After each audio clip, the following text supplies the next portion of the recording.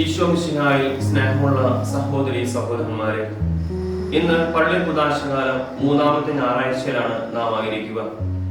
ഇന്ന് തിരുസഭ മാതാവ് നമുക്ക് ചിന്തിക്കാനായി നൽകിയ സുവിശേഷ ഭാഗം വിശുദ്ധ മത്തായിയുടെ സുവിശേഷം 25-ാം അധ്യായം 14 മുതലുള്ള തിരുവചനങ്ങളാണ്. താലന്തുകളുടെ ഉപമയാണ്. പല പ്രാവശ്യം നാം പ്രാർത്ഥിച്ചിട്ടുള്ളതാണ്, ചിന്തിച്ചിട്ടുള്ളതാണ്, ധ്യാനിച്ചിട്ടുള്ളതാണ് ഈ വചനഭാഗം, ഈ ഉപമ. സ്നേഹമുള്ളവരെ, പ്രഭാഷകന്റെ പുസ്തകത്തില് നാം ഇപ്രകാരം വായിക്കുന്നുണ്ട്: മനസ്സ് വെച്ചാൽ ജീവിതത്തിൽ നിനക്ക് ഐശ്വര്യം ആസ്വദിക്കാൻ സാധിക്കുമെന്ന്. അതെ, ഇന്നത്തെ ഉപമയും അത് തന്നെയാണ് നമ്മോട് പറയുക. കാരണം നാം മനസ്സ് വെച്ചാൽ നമുക്ക് ജീവിതത്തിലെ എന്ത് ആയിത്തീരണമെന്ന് നാം ആഗ്രഹിക്കുന്നുണ്ടെങ്കിൽ അത് നമുക്ക് ആയിത്തീരാൻ സാധിക്കും. നിരന്തരമായ പരിശ്രമവും അതുപോലെ തന്നെ ദൈവാനുഗ്രഹവും കഠിന പരിശ്രമവും ഒക്കെ ഉണ്ടെങ്കിൽ തീർച്ചയായിട്ടും നാം എന്ത് ആയിരിക്കണമെന്ന് ആഗ്രഹിക്കുന്നുവോ അത് നമുക്ക് ഭാവിയിൽ ആയിത്തീരാനായിട്ട് നമുക്ക് സാധിക്കും. ഇന്നത്തെ ഉപമകളും അതിലേക്കാണ് വിരൽ ചൂണ്ടുക. ഇന്നത്തെ ഉപമയിലേക്ക് നാം കടന്നു വരുമ്പോൾ പ്രധാനമായിട്ടും 3 കഥാപാത്രങ്ങളിലേക്കാണ് നാം പ്രധാനമായിട്ടും ശ്രദ്ധ ചെലുത്തുക. അതില് 3 ദാസന്മാർക്ക് ഒരു യജമാനൻ താൻ യാത്ര പോകുന്നതിന് മുന്നോടിയായിട്ട് തന്റെ സ്വത്തിൽ നിന്ന് കുറച്ചു ഭാഗം ഈ ദാസന്മാർക്ക് നൽകുന്നുണ്ട്. അതിനുവേണ്ടി ആ യജമാനൻ തന്റെ ദാസന്മാരിൽ നിന്ന് 3 പേരെ തിരഞ്ഞെടുക്കുകയാണ്. ഈ 3 ദാസന്മാരുടെയും ജീവിത രീതിയെ അല്ലെങ്കിൽ അവരുടെ പെരുമാറ്റത്തെ നാം 2ആയിട്ട് തിരിക്കാനായിട്ട് ആഗ്രഹിക്കുകയാണ്. ഒന്ന്, ഒരു യജമാനൻ തന്റെ ഭൃത്യന് ഒരു ഭൃത്യനെ വിളിച്ച് അവന് 5 താലന്ത് നൽകുന്നുണ്ട്. അതുപോലെ തന്നെ വേറൊരു ഭൃത്യന് 2 താലന്ത് നൽകുന്നുണ്ട്. വേറൊരു ഭൃത്യന് 1 താലന്തും നൽകുകയാണ്. 5 താലന്ത് നൽകിയവനും അതുപോലെ തന്നെ 2 താലന്ത് കിട്ടിയവനും ഒരുപോലെ ഒരേ ചിന്താഗതി ഉള്ളവരാണ്. എന്നാൽ 1 താലന്ത് കിട്ടിയവൻ വേറൊരു ചിന്താഗതിയാണ്. 5 താലന്ത് കിട്ടിയവനും 2 താലന്ത് കിട്ടിയവനും സർഗാത്മകമായിട്ടും പോസിറ്റീവായിട്ടും കാര്യങ്ങൾ ചിന്തിക്കുകയും നോക്കിക്കാണുകയും ചെയ്യുന്ന വ്യക്തിത്വത്തിന്റെ ഉടമയാണ്. എന്നാൽ ഇവരിൽ നിന്ന് വ്യത്യസ്തമായിട്ട് 1 താലന്ത് കിട്ടിയവൻ തീർച്ചയായിട്ടും നിഷ്ക്രിയമായ, അലസമായ, മഠ്യനായ ഒരു ജീവിതശൈലിക്ക് ഉടമയാണ്. അപ്പൊ ഇവരുടെ ജീവിതം നമ്മെ പഠിപ്പിക്കുക, അല്ലെങ്കിൽ ഇവരുടെ പെരുമാറ്റം നമ്മെ പഠിപ്പിക്കുക, ജീവിതത്തില് എന്തു തന്നെ കിട്ടിയാലും അതിന് പോസിറ്റീവായിട്ട് കാണുവാനായിട്ട് ഇന്നത്തെ വചനം, ഇന്നത്തെ ഉപമയിലൂടെ നമ്മെ പഠിപ്പിക്കുകയാണ്. ഇവരുടെ ജീവിതത്തിന്റെ അല്ലെങ്കിൽ ഇവരുടെ പെരുമാറ്റത്തിന്റെ ഏതാനും ചില കാര്യങ്ങൾ ഞാൻ നിങ്ങളുമായി പറഞ്ഞു വെക്കാനായിട്ട് ആഗ്രഹിക്കുകയാണ്. ഒന്നാമതായിട്ട്, ഈ യജമാനൻ തന്റെ സമ്പത്തിൽ നിന്ന് കുറച്ചെടുത്തുകൊണ്ട് ഈ ദാസന്മാർക്ക് നൽകുകയാണ്. അപ്പൊ ഇതിൽ നിന്ന് നാം മനസ്സിലാക്കുന്നത് സമ്പത്ത് മുഴുവൻ അല്ലെങ്കിൽ ദൈവം നമുക്ക് നൽകിയിട്ടുള്ള അനുഗ്രഹങ്ങള്, താലന്തുകള്, ഇതൊക്കെ ദൈവത്തിന്റെ സ്വന്തമാണ്. അപ്പൊ അതുകൊണ്ട് നമുക്ക് അഹങ്കരിക്കാനായിട്ട് ഒന്നുമില്ല. എന്നാൽ നമ്മുടെ നിരന്തരമായ പരിശ്രമം കൊണ്ട് നാം അവയൊക്കെ വളർത്തിയെടുക്കുവാനായിട്ട്, വളർത്തി വലുതാക്കാനായിട്ട് നാം ഉത്തരവാദിത്തമുണ്ടെന്ന് ഈ ഉപമ നമ്മെ പഠിപ്പിക്കുകയാണ്. അപ്പൊ അതുകൊണ്ട് ജോബ് തന്റെ പുസ്തകത്തിൽ പറയുന്ന പോലെ ദൈവം തന്നു, ദൈവം എടുത്തു എന്നുള്ള ആ ഒരു ചിന്തയായിരിക്കണം നമുക്ക് എപ്പോഴും ഉണ്ടായിരിക്കേണ്ടത്.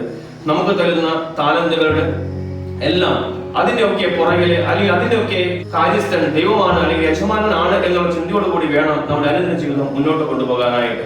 നമ്മുടെ ജീവിതത്തിൽ ദൈവം അനുഗ്രഹങ്ങൾ തരുമ്പോൾ അഭിമാനിക്കാനായിട്ടും അതുപോലെ തന്നെ ദൈവമായിട്ട് നമ്മൾ തിരിച്ചെടുക്കുമ്പോൾ ദൈവത്തെ മഹത്വപ്പെടുത്താനായിട്ട് നമുക്ക് സാധിക്കണം. ജോബ് പറഞ്ഞതുപോലെ ദൈവം തന്നു, ദൈവം എടുത്തു. ഇതാണ് ഒന്നാമത്തെ ചിന്തയായിട്ട് എനിക്ക് നിങ്ങളോട് പറഞ്ഞു വെക്കാനുള്ളത്. 2ാമത്തെ ചിന്ത എന്നുള്ളത്, ദൈവം അല്ലെങ്കിൽ യജമാനൻ തന്റെ സമ്പത്ത് കൊടുക്കുവാനായിട്ട് തനിക്ക് ഇഷ്ടമുള്ളവരെ അവരുടെ കഴിവനുസരിച്ച് അവർ തിരഞ്ഞെടുക്കുകയാണ്. അപ്പൊ നമ്മൾ കിട്ടിയിരിക്കുന്ന ഈ ദാനങ്ങൾ അനുസരിച്ച് മറ്റുള്ളവരെ ഒരിക്കലും കമ്പയർ ചെയ്യാതിരിക്കാനായിട്ട് പ്രത്യേകമായിട്ട് പരിശ്രമിക്കണം. കാരണം അവര് കൂടുതൽ കിട്ടി, എനിക്ക് കുറവ് കിട്ടി എന്നുള്ള താരതമ്യ പഠനം ഒഴിവാക്കണം.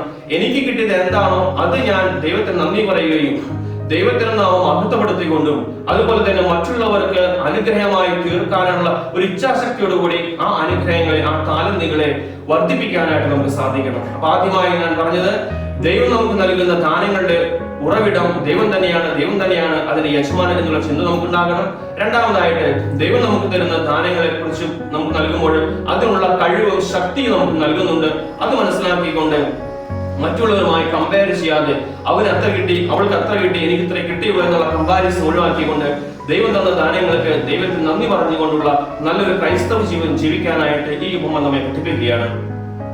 3ാമതായിട്ട് നാം ചിന്തിക്കുക ഈ 5 താലന്ത് കിട്ടിയ ആ വ്യക്തിയെ കുറിച്ചാണ്. കാരണം 5 താലന്ത് കിട്ടിയ വ്യക്തി തനിക്ക് താലന്ത് കിട്ടിയ ഉടൻ തന്നെ വ്യാപാരം ചെയ്യാനായിട്ട് പുറപ്പെട്ടു എന്നാണ് നാം മനസ്സിലാക്കുക. കാരണം അത്രമാത്രം ഒരു പോസിറ്റീവ് എനർജി അല്ലെങ്കിൽ അത്രമാത്രം ക്രിയാത്മകമായിട്ട് ഒരു വ്യക്തിത്വം അദ്ദേഹത്തിന് ഉണ്ടായിരുന്നു. അതുകൊണ്ട് തനിക്ക് കിട്ടിയ താലന്ത് മനസ്സിലാക്കി ഉടനെ തന്നെ അദ്ദേഹം അത് വ്യാപാരം ചെയ്യാനായിട്ട് പുറത്തിറങ്ങി എന്നാണ് നാം മനസ്സിലാക്കുക. ഇതുപോലെ നാം ആയിരിക്കണം. ദൈവം നമുക്ക് നൽകിയ അനുഗ്രഹങ്ങള് അത് ഏതൊക്കെയെന്ന് മനസ്സിലാക്കി അവയെ വർദ്ധിപ്പിക്കാനായിട്ട് ദൈവനാമത്തിന് വേണ്ടിയും അതുപോലെ ദൈവമഹത്വത്തിന് വേണ്ടിയും മറ്റുള്ളവരെ നന്മയ്ക്ക് വേണ്ടി ഉപകരിക്കുന്ന രീതിയിൽ അതിന് പ്രവർത്തിക്കാനായിട്ട് ഒരു ഇച്ഛാശക്തിയോടെ നാം ഇറങ്ങിത്തിരിക്കണമെന്ന് ഇന്നത്തെ വചനം നമ്മെ പഠിപ്പിക്കുകയാണ്.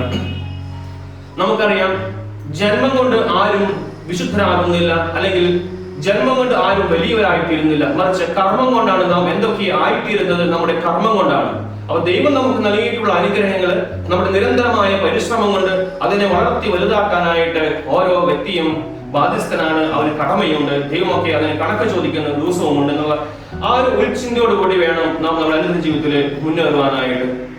സ്നേഹമുള്ളവരെ, നാം നമ്മുടെ പ്രകൃതിയിലേക്ക് ഒന്ന് കണ്ണോടിച്ചാൽ നമുക്ക് മനസ്സിലാകും, ദൈവം ഓരോ ജീവജാലങ്ങൾക്കും അവയുടെ ജീവിതം മുന്നോട്ട് കൊണ്ടുപോകാനായിട്ടുള്ള എല്ലാ കഴിവുകളും ജന്മനാ തന്നെ നൽകിയിട്ടുണ്ട്. ഉദാഹരണമായിട്ട് മത്സ്യത്തിന് അതിന് വെള്ളത്തിൽ നീന്താനുള്ള കഴിവ് അതിന് ജന്മനാ തന്നെ നൽകിയിട്ടുണ്ട്. അതുപോലെ തന്നെ കുയിലിന് പാടാനുള്ള കഴിവ് ജന്മനാ നൽകിയിട്ടുണ്ട്. മയിലിന് നൃത്തം ചെയ്യാനുള്ള കഴിവുണ്ട്. ചിലന്തി വല കെട്ടാനുള്ള കഴിവ് നൽകിയിട്ടുണ്ട്. അപ്പൊ ഇങ്ങനെ ഇത്തരം ജീവികൾക്കൊക്കെ ജന്മനാ തന്നെ ദൈവം അത്തരം കഴിവുകൾ നൽകിയിട്ടുണ്ട്. പക്ഷികൾക്ക് ആകാശത്തിലൂടെ പറന്നെടുക്കാനുള്ള കഴിവ് നൽകിയിട്ടുണ്ട്. എന്നാൽ സൃഷ്ടിയുടെ മകുടമായ മനുഷ്യന് ദൈവം അത്തരത്തിലുള്ള കഴിവുകൾ ഒന്നും തന്നെ നൽകിയിട്ടില്ല ജന്മനാ തന്നെ. അതെല്ലാം അവന്റെ പരിശ്രമം കൊണ്ട് നേടിയെടുക്കുകയാണ്. നമുക്കറിയാം, നീന്താൻ അറിയാത്ത മനുഷ്യൻ സമുദ്രത്തിന്റെ അഗാധ തലങ്ങളിൽ പോയി മുത്തുകൾ പറക്കിയെടുക്കുവാനായിട്ട് അവന് സാധിക്കുന്നത് അവന്റെ നിരന്തരമായ പരിശ്രമം കൊണ്ടൊന്നും മാത്രമാണ്.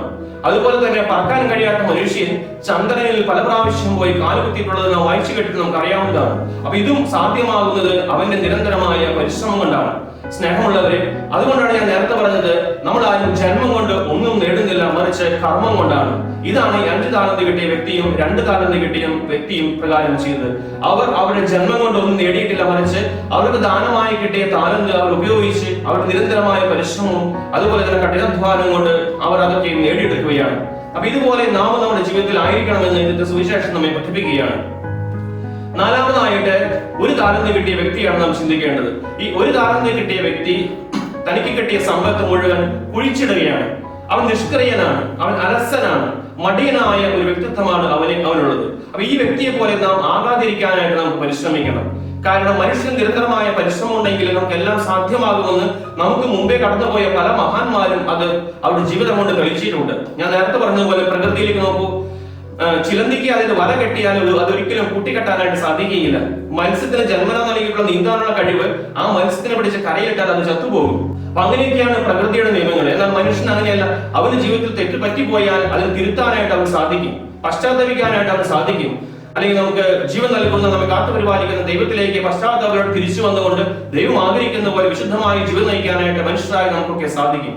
ഇതാണ് പ്രത്യേകിച്ച് ഈ നവംബർ മാസത്തിൽ നാം ചിന്തിക്കേണ്ട പ്രധാനപ്പെട്ട ഒരു വിഷയം എന്നുള്ളത്, നമ്മുടെ ജീവിതത്തിൽ നമുക്ക് പറ്റിപ്പോയ തെറ്റുകളെ കുറിച്ച് പശ്ചാത്തപിക്കുകയും നമുക്ക് ലഭിച്ചിട്ടുള്ള താലന്തുകൾ നാം ഉപയോഗിച്ചിട്ടില്ലെങ്കിൽ അതിലെല്ലാം ഉപയോഗിച്ചുകൊണ്ട് ദൈവം ആഗ്രഹിക്കുന്ന പോലെ വിശുദ്ധിയിലും ദൈവനാമത്തിന് മഹത്വം ഉണ്ടാകുന്ന രീതിയിൽ ജീവിക്കുകയും മറ്റുള്ളവർക്ക് നന്മയുണ്ടാകുന്ന രീതിയിൽ ജീവിച്ചുകൊണ്ട് വിശുദ്ധമായ ഒരു ജീവിതം നയിക്കുവാനായിട്ട് നാം ഒരുങ്ങണമെന്ന് ഇന്നത്തെ സുവിശേഷം നമ്മെ പഠിപ്പിക്കുകയാണ്.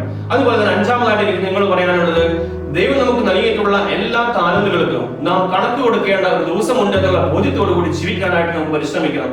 കാരണം ഈ നവംബർ മാസം നമ്മിൽ നിന്ന് മരിച്ചുപോയ എല്ലാവരുടെയും ഓർമ്മകൾ അല്ലെങ്കിൽ അവർക്ക് വേണ്ടി പ്രാർത്ഥിക്കുന്ന ദിവസങ്ങളാണ്, മാസമാണ് ഈ നവംബർ മാസം. അപ്പോ നമ്മുടെ ജീവിതത്തിന്റെ അവസാനം നമുക്ക് ദൈവം നൽകിയിട്ടുള്ള എല്ലാ ദാനങ്ങൾക്കും കണക്ക് കൊടുക്കേണ്ടതായ ഒരു സമയമുണ്ട്, ഒരു ദിവസമുണ്ട്, ഒരു സന്ദർഭമുണ്ടെന്ന് മനസ്സിലാക്കിക്കൊണ്ട് ശേഷിക്കുന്ന നമ്മുടെ ഇനിയുള്ള ജീവിതം മുഴുവൻ സ്നേഹത്തിന്റെയും സാന്ത്വനത്തിന്റെയും അതുപോലെ തന്നെ ദാനധർമ്മങ്ങളുടെയും വിശുദ്ധിയുടെയും ഒരു ജീവിതമായി മാറ്റിക്കൊണ്ട് നമ്മുടെ വിധി ദിവസത്തെ മുന്നിൽ കണ്ടുകൊണ്ട് നല്ലൊരു ക്രൈസ്തവ ജീവിതം നയിക്കുവാൻ സർവശക്തനായ ദൈവം നിങ്ങൾ ഓരോരുത്തരെയും സമർത്ഥമായി അനുഗ്രഹിക്കട്ടെ എന്ന് ആശംസിക്കുന്നു, പ്രാർത്ഥിക്കുന്നു. നല്ലവനായ ദൈവത്തിന്റെ കൃപ ധാരാളമായി നിങ്ങളോട് ഉണ്ടാകട്ടെ എന്ന് ആശംസിച്ചുകൊണ്ട് പിതാവിന്റെയും പുത്രന്റെയും പരിശുദ്ധാത്മാവിന്റെയും നാമത്തിൽ ആമേൻ.